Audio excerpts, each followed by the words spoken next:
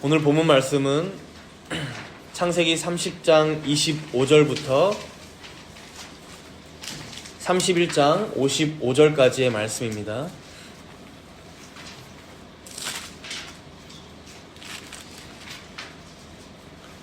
봉독은 제가 창세기 30장 25절에서부터 36절까지만 봉독하도록 하겠습니다.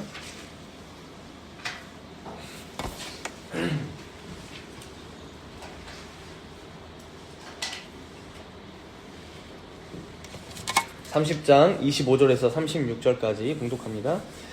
라헬이 요셉을 낳았을 때에 야곱이 라반에게 이르되 나를 보내어 내 고향 나의 땅으로 가게 하시되 내가 외삼촌에게서 일하고 얻은 처자를 내게 주시어 나로 가게 하소서.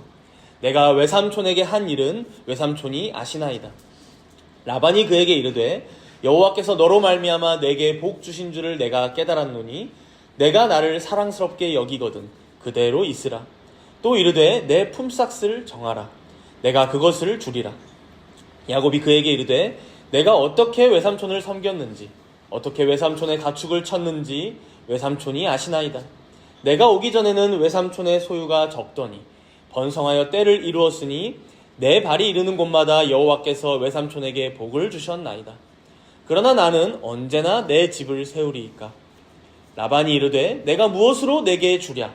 야곱이 이르되 외삼촌께서 내게 아무것도 주시지 않아도 나를 위하여 이 일을 행하시면 내가 다시 외삼촌의 양떼를 먹이고 지키리이다. 오늘 내가 외삼촌의 양떼에 두루 다니며 그 양 중에 아롱진 것과 점 있는 것과 검은 것을 가려내며 또 염소 중에 점 있는 것과 아롱진 것을 가려내리니 이 같은 것이 내 품삯이 되리이다. 후일에 외삼촌께서 오셔서 내 품삯을 조사하실 때에 나의 의가 내 대답이 되리이다. 내게 혹시 염소 중 아롱지지 아니한 것이나 점이 없는 것이나 양 중에 검지 아니한 것이 있거든 다 도둑질한 것으로 인정하소서. 라반이 이르되 내가 내 말대로 하리라 하고 그날에 그가 순 염소 중 얼룩무늬 있는 것과 점 있는 것을 가리고 암염소 중 흰 바탕에 아롱진 것과 점 있는 것을 가리고 양 중에 검은 것들을 가려 자기 아들들의 손에 맡기고 자기와 야곱의 사이를 사흘길이 뜨게 하였고 야곱은 라반의 남은 양떼를 치니라. 아멘.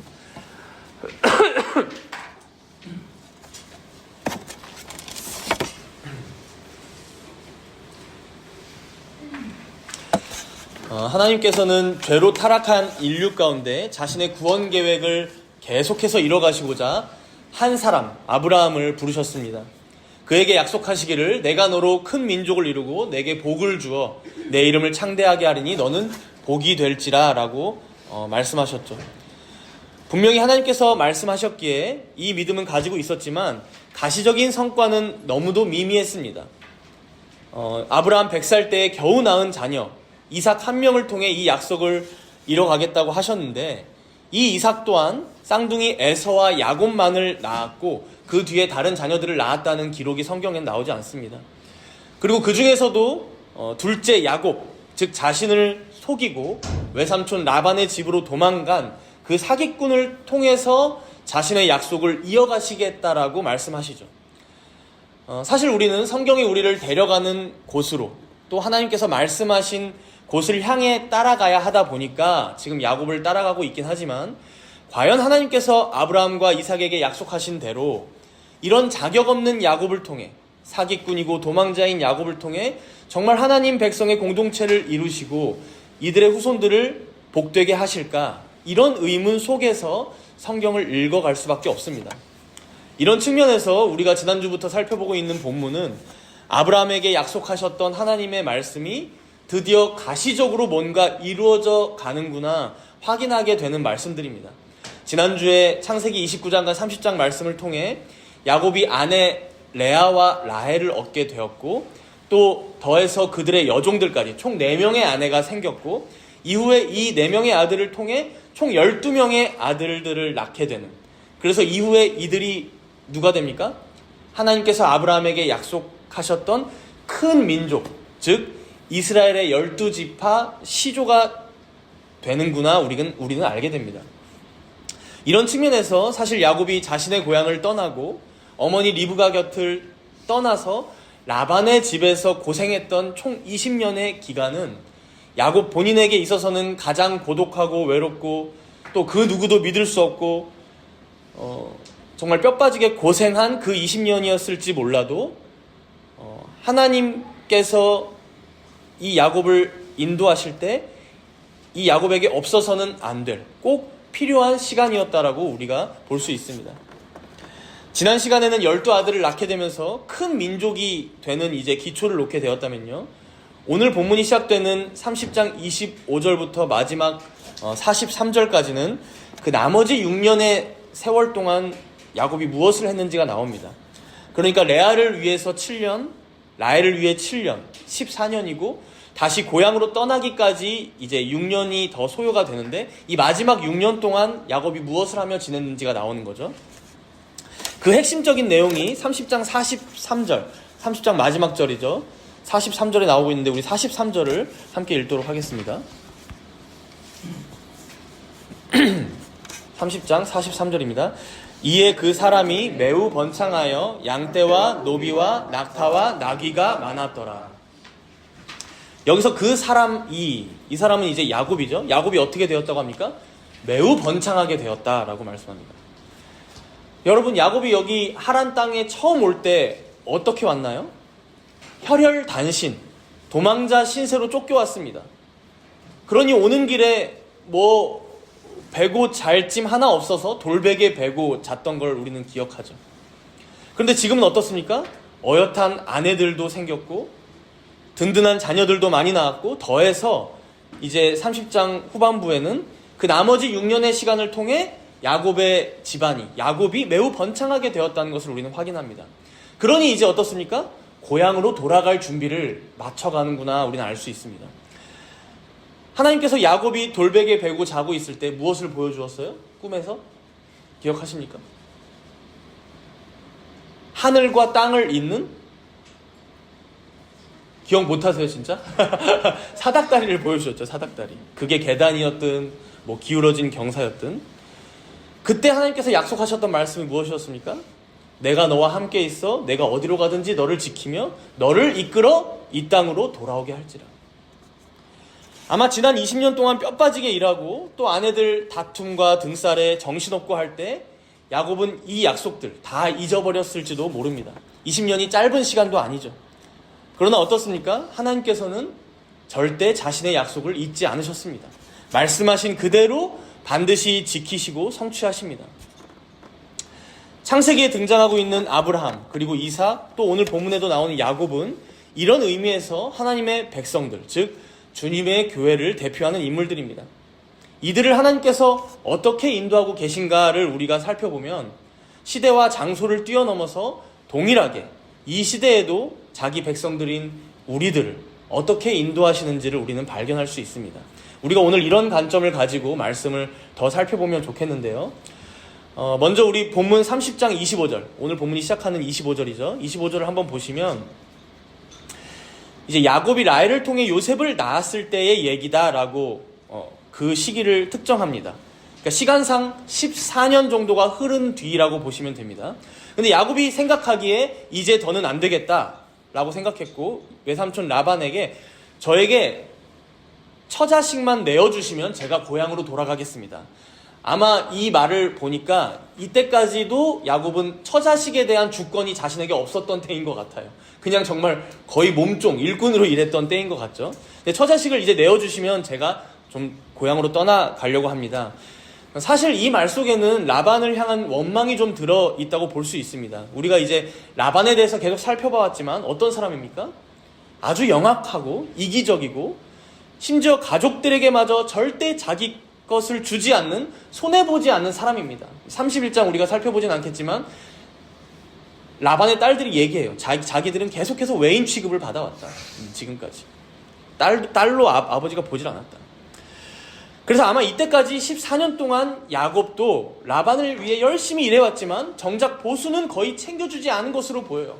거의 10번이나, 그러니까 정말 많은 그 많은 횟수로 자신에게 줄 품삯을 변제했다, 변경했다라고 나중에 얘기하거든요. 그러니 이제 뭐라고 얘기합니까? 내 재산이랄 것은 어차피 당신이 주지 않았고 이제 내 처자식, 내 아내와 아이들만 내어주시면 제가 고향 땅으로 가려고 합니다. 그러자 라반이 이제 다시 그 입장을 바꾸는 거죠. 그러면서 27절에 이렇게 말씀합니다. 우리 27절, 30장 27절 함께 읽습니다. 라반이 그에게 이르되 여호와께서 너로 말미암아 내게 복 주신 줄을 내가 깨달았노니 내가 나를 사랑스럽게 여기거든 그대로 있으라. 야곱이 일을 아주 잘했던 것 같아요. 아무래도 야곱이 남을 속일 정도의 이제 머리가 비상하잖아요. 그래서 라반의 재산을 많이 증식시켜 왔던 것 같습니다. 그래서 라반도 이렇게 얘기하죠. 하나님께서 여호와께서 너로 말미암아 너 때문에 나에게 복을 많이 주셨다는 걸 나도 안다. 그래서 네가 이제 나를 사랑스럽게 여긴다면, 이게 사랑이 아니라 좋다고 여기면 여기서 더 나랑 지내면 어떻겠냐. 그러면서 밑에 28절에 또 이르되 내 품삯을 한 번 더 정해볼래? 또 꼬시고 있는 거죠. 여러분 악덕 사장님 밑에서 일해보신 적 있으세요? 직원들 월급 아주 태연하게 떼먹고 그런 분들 있습니다. 물론 정말 자신의 형편이 안 되어서 그런 경우도 있는 경우도 있을지는 모르겠지만 진짜 자신에게는 돈이 있는데 못 준다면서 잡아떼고 요즘은 그러면 큰일 납니다. 저도 한 20년 전, 벌써 20년 전인가? 15년 전에 이런 일들을 겪은 분들이 좀 주위에 계셨어서 같이 노동청에도 신고도 해보고 그분들이랑 이런 고민들을 계속해서 얘기도 몇 달 동안 해보기도 하고 했는데 정말 이런 악덕 사장님들은 맨날 품삯을 줄 것처럼 말하면서 결국 안 주더라고요. 조금만 기다려줘. 내가 다음 주에는 꼭 줄게 하면서 말이 없어요. 그런데 받는 사람들 입장에서는 어때요? 못 받는 사람은 하루하루가 피가 말리거든요. 지금 라반도 말은 그럴싸해요. 또 품삯을 정해봐 라고 하는데 아주 음흉하죠. 그래서 이후에 이제 몇 가지 근거들이 더 제시되는데 먼저 방금 읽은 27절에 보면 믿음 있는 척 하면서 여호와의 이름을 끌고 와서 뭐라고 얘기해요? 하나님께서 너로 인해 나에게 복을 주신 것을 내가 깨달았다라고 말하죠. 근데 여기서 내가 깨달았노니 라는 이 단어가 이제 나하쉬라는 단어인데 점을 쳐서 깨닫다라는 의미예요. 점을 쳐서 깨닫다. 내가 점을 쳐보니 너를 통해서 하나님께서 나에게 복 주신 걸 내가 알았어 라는 의미예요. 그래서 성경 다른 곳에는 점을 치다라는 단어로 다 번역합니다. 그러니까 뭐예요? 하나님 이름만 슬쩍 빌려와서 야곱을 방심하게 하면서도 결국 자신은 뭘 통해서 알았다고 얘기해요?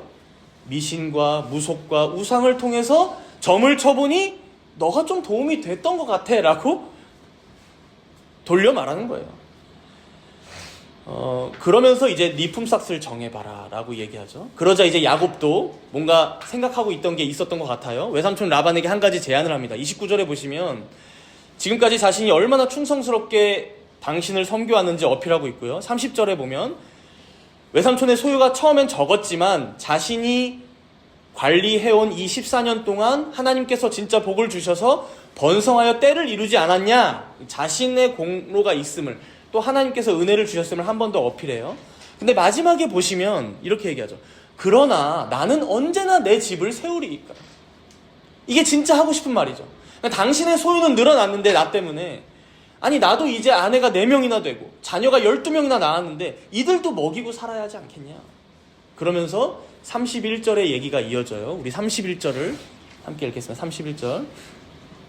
라반이 이르되 내가 무엇으로 내게 주랴.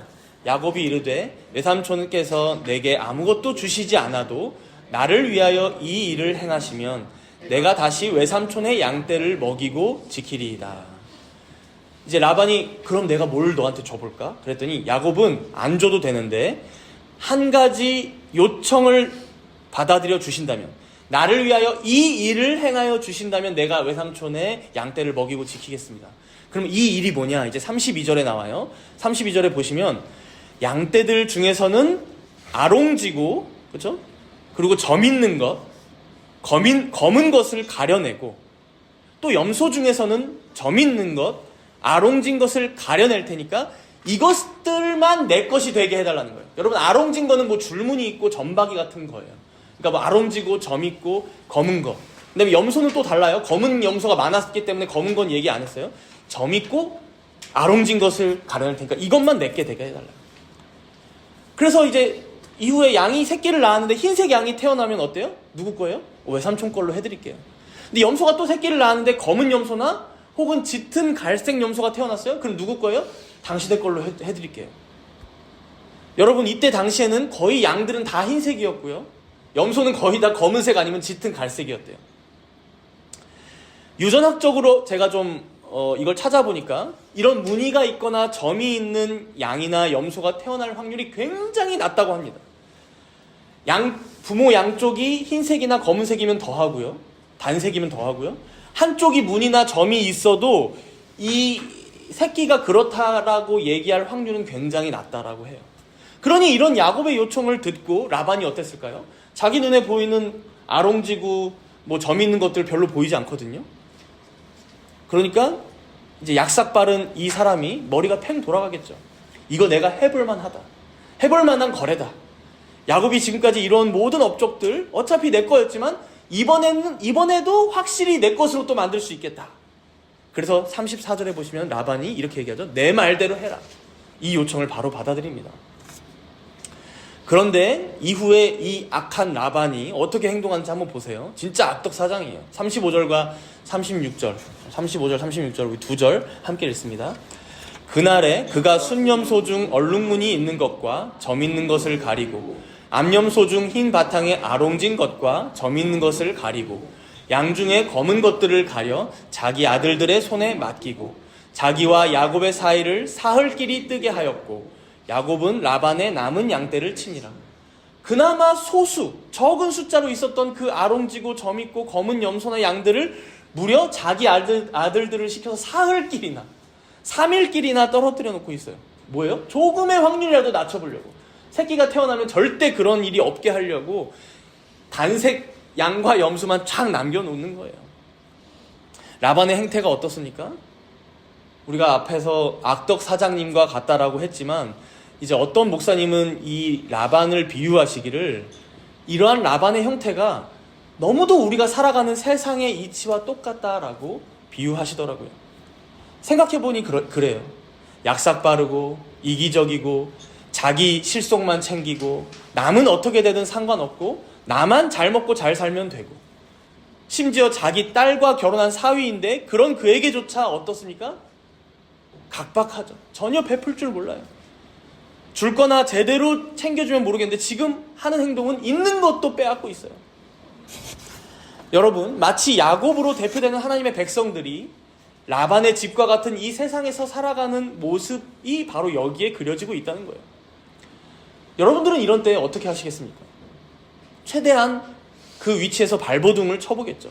어떻게든 아롱지고 점 있는 양이 태어나기를, 그죠? 검은 염소 새끼가 태어나기를 바라면서 목양을 하겠죠. 검지 않은 염소가 태어나길 바라면서. 근데 야곱은 좀 남다릅니다. 확실히 기가 막힌 방법이 아니라 이상한 방법을 씁니다. 총 두 가지 방법을 사용하는데 이게 37절부터 42절까지 나오는데 먼저 첫 번째로는 미신적인 방법을 사용합니다. 미신적인 방법. 미신, 무속, 미신. 우리 37절 함께 읽어볼까요? 37절입니다. 야곱이 버드나무와 살구나무와 신풍나무의 푸른 가지를 가져다가 그것들의 껍질을 벗겨 흰 무늬를 내고. 여러분, 나뭇가지가 이렇게 있으면 이 껍질을 살짝 벗기면 어때요? 이 속살, 흰 나무 색깔이 드러나잖아요, 안에가. 그렇게 여러 군데 촉 문양을 내서 38절에 보면 그걸 누구에게 보여주고 있어요? 짝짓기를 하고 있는 양이나 염소에게 갖다 주고 있는 거예요. 그 앞에 보면서 짝짓기를 하라고. 왜 보여줍니까? 나뭇가지에 이런 무늬나 점들이 있는 것처럼 너희들이 이걸 보고 새끼를 베게 되면 그 무늬가 태어나는 새끼에게도 배어 나오겠지. 점 있고 아롱진 새끼가 많이 태어나겠지라고 한 거죠. 여러분 이 방법이 어때 보여요? 사람이 아기를 잉태했을 때도 이제 태교가 아가들에게 영향을 미치나 안 미치나 이제 많은 얘기가 있습니다. 제가 좀 알아보니까 이제 과학적으로 그래도 좀 증명된 것들을 얘기해보자면 아빠 목소리가 중요하대요. 아빠들 잘 하셔야 됩니다. 그래서 아빠 목소리를 들려주면 아기가 뱃속에서 안정감을 많이 느낀다고 합니다. 아무래도 이제 저음이고 하다 보니까. 또 이제 임산부의 정서가 중요한 영향을 미친대요. 이제 되도록이면 스트레스를 받지 않게 편안하게 지내야 한다는 거죠. 쉽지 않죠? 그쵸? 근데 전혀 근거 없는 태교들이 있어요. 전혀 근거 없는 태교들. 여러분 수학 태교, 영어 태교 있는 거 아세요? 아이를 베고서 임산부가 수학을 공부하고 영어를 공부해요. 근데 과학적으로 전혀 근거가 없어요. 엄마가 수학하고 영어 공부하는 거지 아기는 뱃속에서 아무것도 몰라요. 또 하나 있습니다. 가끔 우리 태어나는 아기가 예쁘고 잘생겼으면 좋겠어서 뭐 합니까? 이제 TV를 틀어놓고 되도록이면 멋지고 잘생기고 예쁜 아름다운 연예인들을 이제 눈에 많이 담으려고 해요. 죄송하지만 전혀 소용이 없고요. 이제 아빠 엄마와 똑 닮은 아기가 태어납니다. 결국엔. 지금 야곱이 한 게 그런 방법이에요.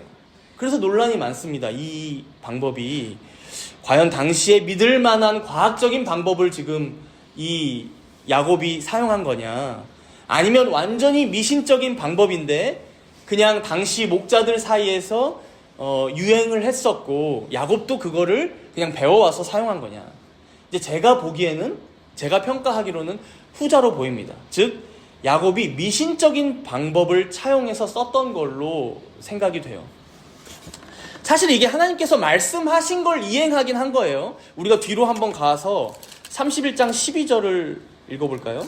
31장 12절인데 먼저 11절 잠깐 보시면 하나님의 사자가 이제 꿈에 나타나서 야곱에게 말씀하셨다라고 하면서 이제 야곱이 자기 아내들에게 얘기하고 있는 내용이에요. 우리 12절 읽습니다. 이르시되 내 눈을 들어보라. 양떼를 탄 순양은 다 얼룩무늬 있는 것, 점이 있는 것과 아롱진 것이니라. 라반이 내게 행한 모든 것을 내가 보았노라. 그러니까 야곱이 왜 갑자기 아롱지고 점 있고 검은 것을 자기 소유로 한다고 얘기했을까? 알 수 있죠. 뭐예요? 하나님께서 꿈을 통해 알려주신 거예요. 그것들이 너의 소유가 될 거야 라고 말씀하신 거예요. 그러니까 야곱은 그 하나님의 약속을 믿고 하나님께서 보여주신 것을 믿고 라반에게 자신 있게 얘기한 거긴 해요. 그럼 여러분 생각해 봅시다. 야곱 입장에서 어떻게 했어야 옳았을까요? 하나님께서 꿈을 통해 직접 보여주셨고 약속하셨으니까 그 약속을 믿고 그냥 열심히 키웠으면 되는 거예요. 양들을. 이상한 짓거리 하지 말고. 근데 어떻습니까? 이게 진짜 이루어질까? 그쵸? 정말 여기 흰 양만 있고 검은 염소들만 있는데 이 중에서 점 있고 아롱진 새끼들이 태어날까? 그게 이제 걱정도 되고 두렵고 불안해지니까 조급해지니까 가만히 있을 수가 없는 거예요. 그러니까 어떻게 해요? 나 옆 동네 얘기 들어보니까 목자들이 점 있는 그 염소들, 아롱진 양들 태어나게 하려고 그 나뭇가지에, 그쵸? 이렇게 무늬 내가지고 보여준대, 짝짓기 할 때. 그러니까 그걸 똑같이 따라하면서 이상한 미신적인 행위를 따라하게 된 거예요. 여러분, 미신이 무엇입니까? 제가 AI한테 좀 물어보니까 이렇게 알려주더라고요. 과학적이지도 합리적이지도 신앙적인 근거조차 없는 행위를 통해 이상하거나 초자연적이며 신비로운 일이 일어날 거라고 맹목적으로 믿는 태도. 좀 길지만 대략 어떤 느낌인지 오시죠? 과학적이지도 합리적이지도 신앙적인 근거조차 없는 행위를 통해 이상하거나 초자연적이며 신비로운 일이 일어날 거라고 맹목적으로 믿는 태도예요. 그러니까 그렇게 하면 새끼가 태어나겠지. 전혀 근거가 없어요. 신앙적이지도 않고 과학적이지도 않고 합리적이지도 않아요. 근데 그걸 하면서 되겠지 하고 바라고 있는 거예요. 이게 미신입니다. 야곱을 보세요. 아브라함과 이삭을 잇는 무려 하나님의 백성을 대표하는 사람입니다. 라반이 점을 쳤다고 했죠. 그건 이해해 줄 수 있어요. 불신자라면. 그죠? 그런데 야곱이 이런 것은 여러분 안 되는 것이죠. 과학적인 근거도 없고 합리적이지도 않고 하나님께서 명하지도 않은 걸 하면서 이렇게 되지 않을까 맹목적으로 믿으면서 이상한 행동을 하잖아요, 지금. 근데 여러분, 이게 야곱만 이렇습니까? 가끔 우리가 대화 나눌 때도 이 주제가 나오기도 하지만 2년 전 조사 데이터인데 비기독교인들 중에 점을 쳐본 사람이 41%래요. 불신자들 중에 점을 쳐본 41%. 근데 그럴 수 있어요, 라반처럼. 그런데 개신교인들 중에서 점을 쳐본 사람이 23%. 타로점으로 하면 30%가 넘는다고 합니다. 타로점으로 하면. 이제 뭐 재미로 봤겠죠.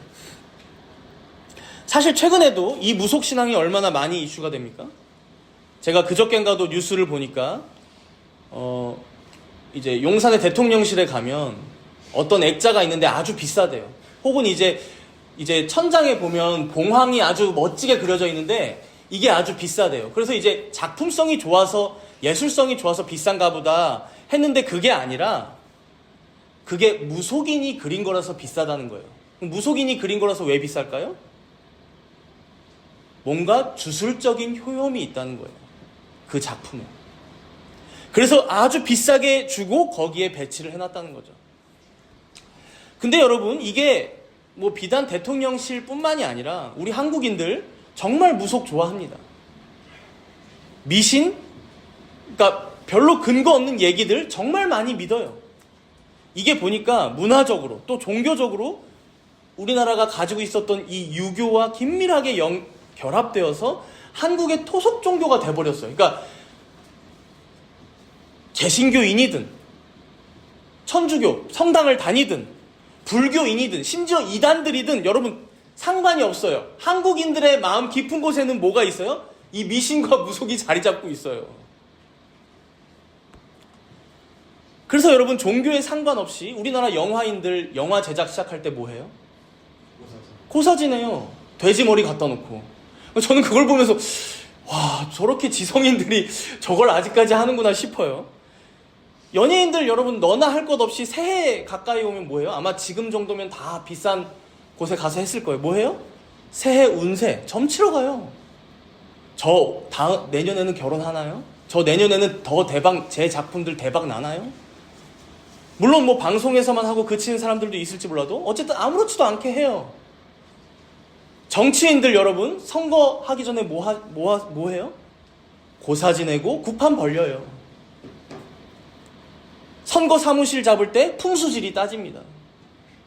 보통의 사람들도 어때요?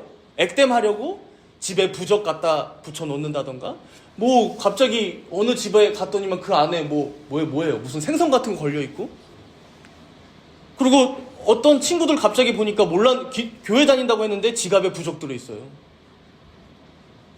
이사 갈 때 어떻게 해요? 손 없는 날 잡아서 이사해요. 아이 낳으면 어떻게 합니까?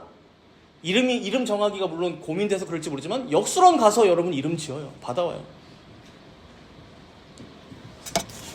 요즘에 개명하시는 분들 많은데 그냥 단순히 이름 예쁘게 하려고가 아니라 여러분 인생 한번 바꿔보자 해서 이름 바꾸시는 분들 많아요. 안타까운 것은 이게 비단 불신자들 뿐만 아니라 하나님 백성이라고 하는 성도들마저 이런 미신에 무속에 흔들릴 때가 많다는 거예요. 오늘 야곱처럼 그렇다는 것이죠. 우리가 한국교회사 배우면서 한국 초기 선교사님들 중에 아주 독립운동에 힘쓰셨던 헐버트 선교사님 계셨죠. 헐버트 선교사님이 한국에서 목표하면서 한국인들의 특징을 뭐라고 얘기하셨어요? 한국 사람들은 타인과 관계를 맺을 때는 유교신자가 되고 장유유서죠.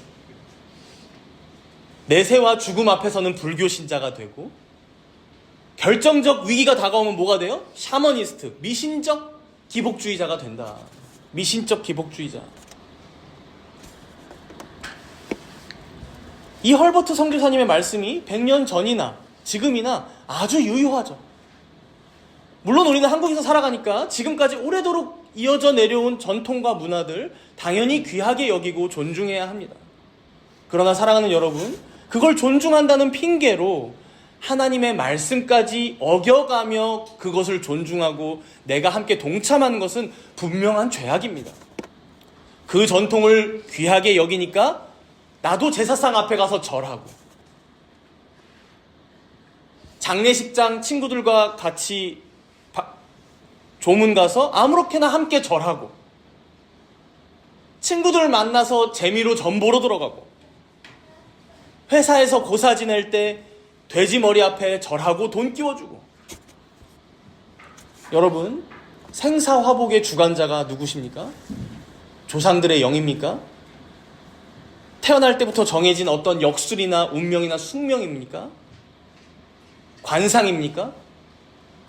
그 목이 잘린 돼지 머리가 우리에게 무엇을 해줄 수 있겠습니까? 오늘 본문에도 야곱의 이런 신앙이 금방 가장 가까웠던 라헬에게도 옮겨 붙는 것을 우리는 발견합니다. 우리 뒤로 가서 31장 19절 말씀 한번 읽어봅시다. 31장 19절 말씀이에요. 함께 읽습니다. 그때에 라반이 양털을 깎으러 갔으므로 라헬은 그의 아버지의 드라빔을 도둑질하고. 이제 31장 이 전체 말씀은 번성케 된 야곱이 라헬과 레아와 모든 식구들을 데리고 이제 라반의 집을 급하게 떠나는 장면들입니다. 근데 라헬은 그 급하게 떠나는 중에 뭘 하고 있어요? 라반이 잠깐 자리를 비웠을 때 그가 귀하게 여겼던 드라빔을 도둑질했대요. 드라빔. 여러분, 이 드라빔이 뭐냐면요, 작은 사람 모양의 조각상이에요. 물론 이제 그냥 보통 사람은 아니고 좀 다르게 특이하게 생겼을 것 같아요. 우상이죠, 우상. 한 10cm, 그러니까 손바닥보다 좀 더 작은 그런 크기였던 것 같은데, 이게 뭐냐면 가족을 지키는 가족 수호신이었대요. 가족 수호신, 드라빔. 라헬이 이 드라빔을 도둑질을 해서 가려는 이유가 좀 추측을 해볼 수가 있죠. 그러니까 자기도 지금 야곱을 따라서 자신의 고향 이 하란을 떠나고는 있지만 어때요? 마음이 불안한 거예요. 두려운 거예요. 이제 아버지를 떠나서 내 남편 야곱 하나 믿고 따라가야 하는데 더 뭔가 허전하고 두렵고 마음이 조급해진 거죠. 더 믿어야 할 게 필요했던 거예요. 여러분, 라헬도 분명히 이미 야곱에게서 아브라함과 이삭과 야곱의 하나님에 대해 전해 들었을 거예요. 그녀도 어느 정도는 하나님을 향한 신앙을 가지고 살아가기 시작했을 거예요. 그래서 나중에 보면 요셉이 어떻게 커요? 아주 건실한 신앙인으로 잘 크잖아요. 그런데 지금 어때요? 금세 자기 마음이 불안해졌다고? 마치 부적 챙겨가듯이 그 드라빔, 아버지의 가족을 지켜주던 그 드라빔을 나도 좀 가져가 봐야겠다 하고 그걸 훔쳐서 떠나고 있는 거예요. 사랑하는 정다문교회 성도 여러분, 저는 여러분들이 어디 가서 점을 칠 거라고까지는 생각하지는 않아요. 믿어도 되죠?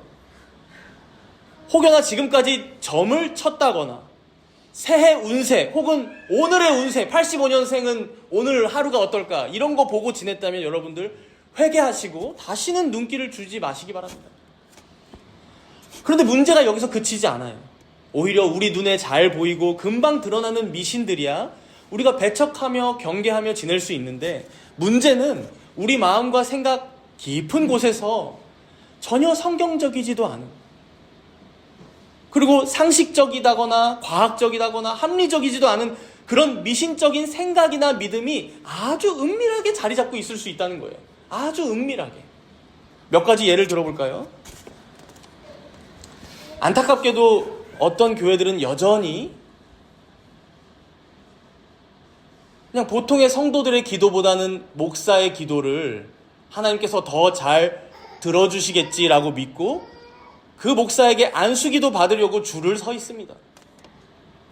그러나 성경은 그렇게 말하지 않아요, 여러분. 미신이죠, 미신. 그죠?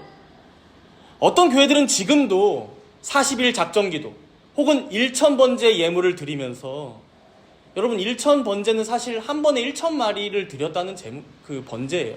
그런데 1000번 연속으로 예배를 드리고 기도하면 부자가 될 수 있겠지, 혹은 사업이 번창해질 수 있겠지, 건강해질 수 있겠지라고 믿어요. 그러나 성경은 그렇게 보장해주고 있지 않습니다. 미신입니다. 미신. 그저 하나님 열심히 믿으면 세상에서 무조건 형통할 거라 성공한다고 믿는 사람들이 여전히 있어요. 기복적인 미신입니다. 내가 지금까지 헌금을 많이 했으니까 하나님께서 더 큰 물질의 복을 주시겠지.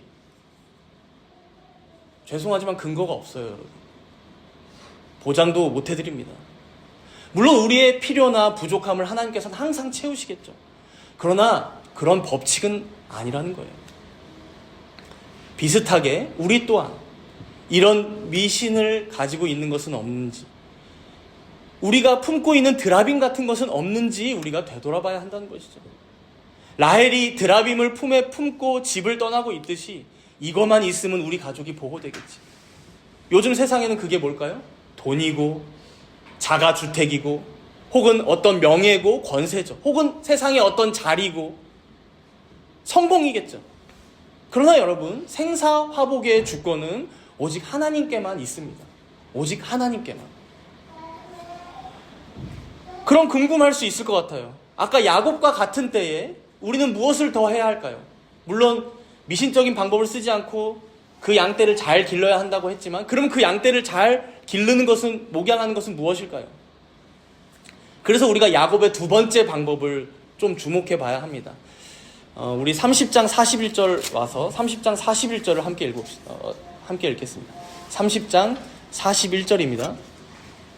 튼튼한 양이 새끼 뵐 때에는 야곱이 개천에다가 양떼의 눈앞에 그 가지를 두어 양이 그 가지 곁에서 새끼를 베게 하고. 그러니까 여전히 미신적인 요소가 결합되어 있긴 하지만 어떻게 하고 있어요?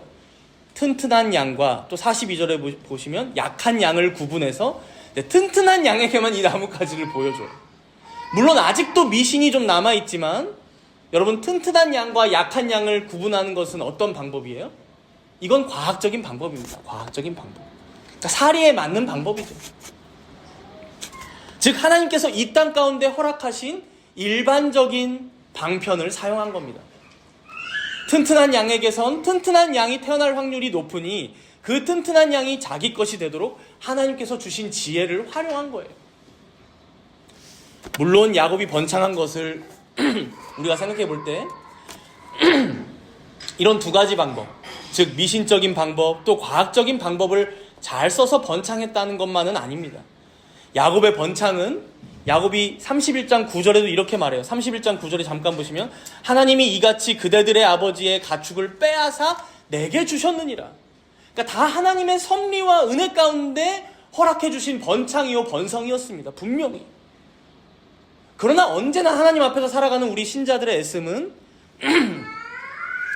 첫 번째 방법이었던 미신적인 방법이 아니라 두 번째 방법 쪽으로, 즉 과학적이고 합리적이고 하나님께서 주신 지혜로, 그리고 그가 말씀하신 말씀의 뜻을 따라 애쓰는 애씀들이 되어야 한다는 것입니다.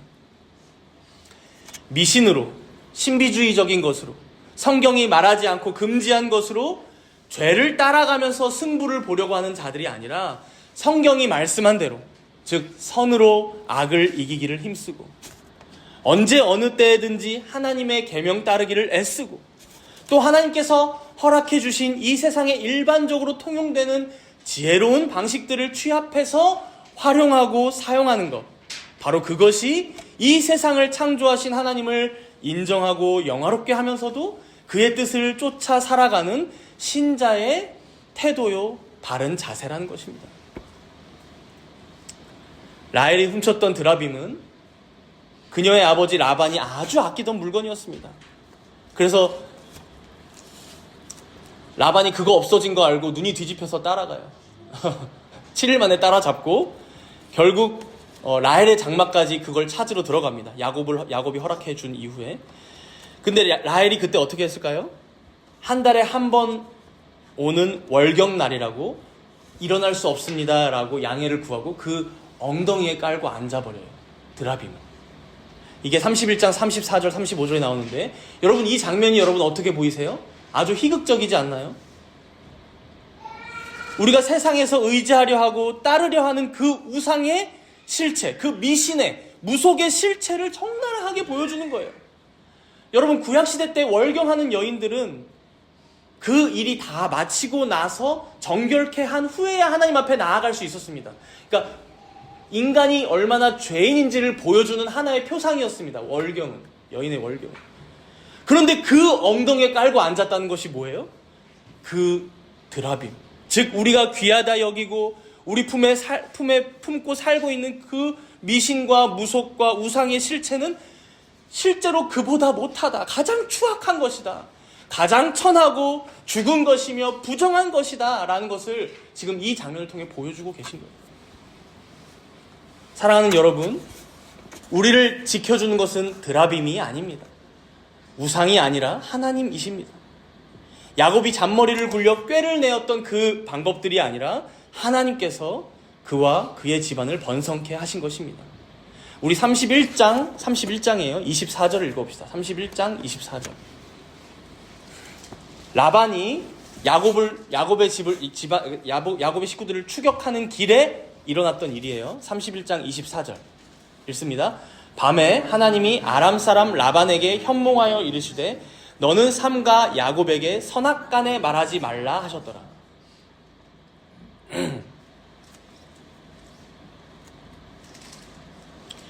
야곱과 그의 식구들은 야반도주했죠.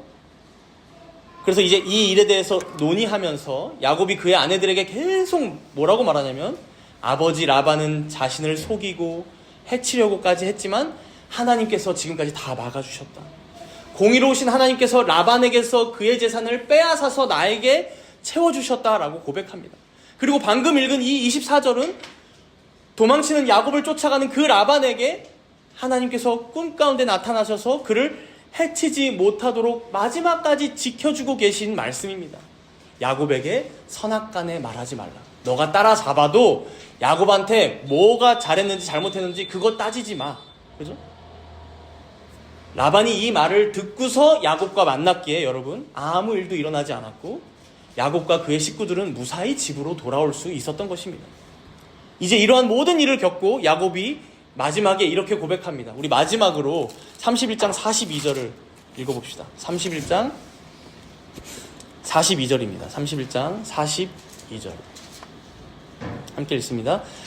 우리 아버지의 하나님, 아브라함의 하나님, 곧 이삭이 경외하는 이가 나와 함께 계시지 아니하셨더라면 외삼촌께서 이제 나를 빈손으로 돌려보내셨으리다마는 하나님이 내 고난과 내 손의 수고를 보시고 어젯밤에 외삼촌을 책망하셨나이다. 오늘 설교 제목도 여기 들어있죠. 나와 함께 계시지 아니하셨더라면. 사랑하는 정담은교회 성도 여러분, 야곱이 능력이 있어서 그가 치던 양떼가 번창했던 것이 아닙니다. 라헬이 자신의 가정을 잘 돌봤기에, 그 드라빔을 품에 품고 나왔기에 그 가정이 평안하게 하란을 떠날 수 있던 게 아니었습니다. 만약 하나님께서 야곱과 라헬과 그 가족과 함께 하시지 아니하셨더라면 여기 야곱의 고백과 같이 그들은 빈손으로 돌아왔을 것입니다. 우리 또한 마찬가지입니다. 우리가 지금 누리고 있는 것들, 우리가 지금 살아가고 있는 삶의 자리들 모두가 다 하나님께서 계시지 아니하셨더라면, 우리와 함께 하지 않으셨더라면 우리가 누릴 수 없고 소유할 수 없는 것들입니다. 세상의 모든 선한 것들의 근원은 오직 하나님 한 분뿐이시기 때문입니다. 다가오는 한 주간도 이 믿음 가운데 날마다 감사함으로, 허락하신 구원에 감격하며 또 돌아갈 본향이 있음에 기뻐함으로 하루하루 살아가시는 모든 정담교회 성도님들 되시기를 축복합니다. 우리 잠시 함께 기도할 텐데요. 시편 127편 1절과 2절은 이렇게 말씀합니다. 한번 잘 들어보세요. 127편 1절과 2절입니다. 여호와께서 집을 세우지 아니하시면 세우는 자의 수고가 헛되며 여호와께서 성을 지키지 아니하시면 파수꾼의 깨어 있음이 헛되도다. 너희가 일찍이 일어나고 늦게 누우며 수고의 떡을 먹음이 헛되도다. 그러므로 여호와께서 그의 사랑하시는 자에게는 잠을 주시는도다. 우리가 아무리 수고한다 한들 여호와께서 세우지 아니하시면, 그가 지키지 아니하시면 다 헛된 것들 뿐입니다. 오늘 본문의 야곱과 라헬은 이러한 은혜를 받을 자격이 전혀 보이지 않음에도 받고 있습니다. 우리 또한 그러합니다. 우리에게 무슨 자격이 있어서가 아니라 그저 은혜로 이 모든 복들을 베풀어 주고 계십니다. 우리 그 하나님 앞에서 혹시 내가 나도 모르는 사이에 내 마음 가운데 미신적인 신앙을 갖고 있는 것은 없는지, 혹은 내가 특별히 남들과 다르게 품고 있는 드라빔은 없는지 되돌아보며 회개하고, 또 그럼에도 우리의 가정과 우리의 산업과 또 이 사회와 나라를 여전히 지켜주고 계시는 그 하나님께 감사의 기도로, 이렇게 회개와 감사의 간구로 잠시 함께 기도하도록 하겠습니다.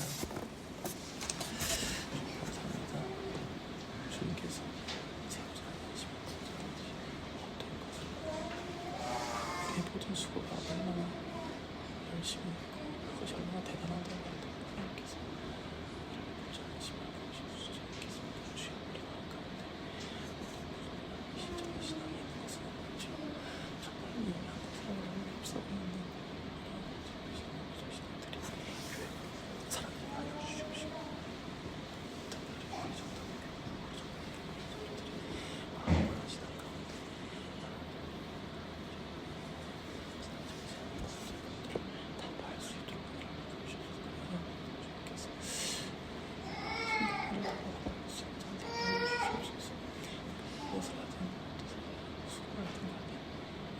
수고 가운데 하나님께서 주시는 삶을 수 있습니다.